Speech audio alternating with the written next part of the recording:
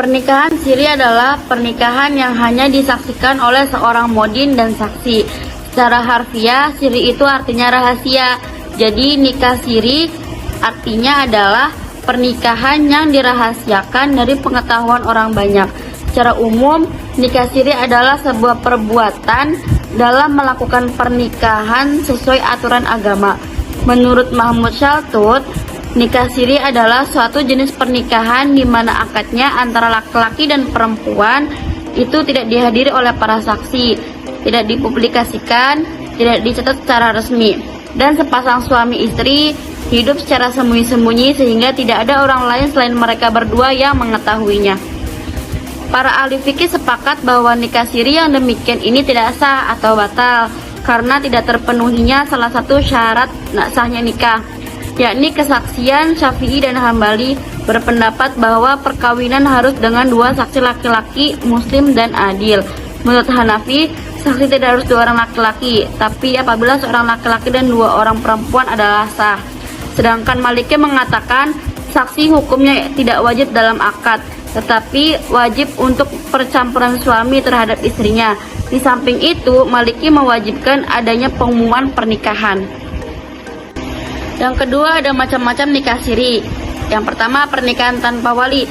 Pernikahan semacam ini dilakukan secara rahasia atau siri, dikarenakan wali pihak perempuan tidak setuju atau karena menganggap abas pernikahan tanpa wali, atau karena hanya ingin memuaskan nafsu syahwat belaka tanpa mengindahkan lagi ketentuan-ketentuan syariat. Yang kedua, ada pernikahan yang sah secara agama namun tidak dicatatkan dalam lembaga pencatatan negara. Menurut agama hukumnya sah, akan tetapi dari segi hukum formal atau undang-undang bahwa pernikahan tersebut tidak sah. Pada dasarnya, fungsi pencatatan pernikahan pada lembaga pencatatan sipil adalah agar seseorang memiliki alat bukti atau bayinah untuk membuktikan bahwa dirinya benar-benar telah melakukan pernikahan dengan orang lain. 3. Pernikahan yang dirahasiakan karena pertimbangan tertentu. Misalnya karena takut mendapatkan stigma negatif dari masyarakat yang terlanjur menganggap tabu pernikahan siri, atau karena pertimbangan rumit yang memaksa seseorang untuk merahasiakan pernikahannya. Hukum nikah di bawah tangan. Dengan terpenuhinya rukun-rukun dan syarat-syarat nikah, maka perkawinan sudah dianggap sah menurut hukum Islam dan menimbulkan segala kewajiban serta hak-hak antara suami istri, termasuk masalah harta dan keturunan.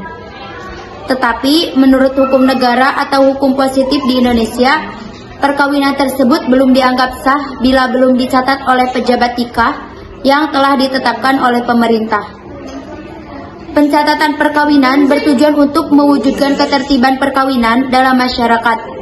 Ini merupakan suatu upaya yang diatur melalui perundang-undangan untuk melindungi martabat dan kesucian perkawinan, dan lebih khusus lagi untuk melindungi hak-hak perempuan dalam kehidupan berumah tangga. D. Konsekuensi perkawinan yang tidak dicatat oleh pemerintah.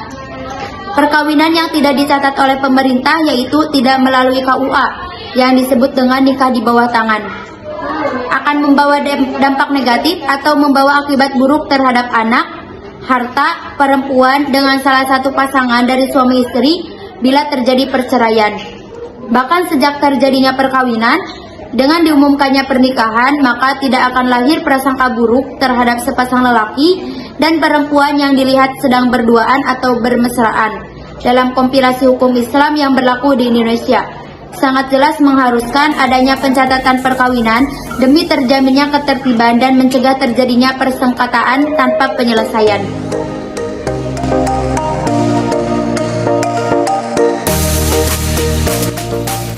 Oke, baik, yang terakhir yaitu kesimpulan. Kesimpulan dari pembahasan yang telah disampaikan tadi yaitu bahwa nikah siri ialah sah jika syarat dan rukunnya sudah terpenuhi. Namun kita sebagai warga negara yang baik haruslah taat terhadap hukum negara, khususnya terhadap undang-undang perkawinan yang telah pemerintah tetapkan, seperti itu. Kemudian sebaiknya pernikahan itu dilaksanakan secara terbuka dan diumumkan kepada orang lain. Supaya apa? Supaya tidak terjadi fitnah gitu. Tidak terjadi fitnah mengenai sebagian orang yang beranggapan bahwa lebih baik nikah siri daripada zina, itu memang benar gitu ya.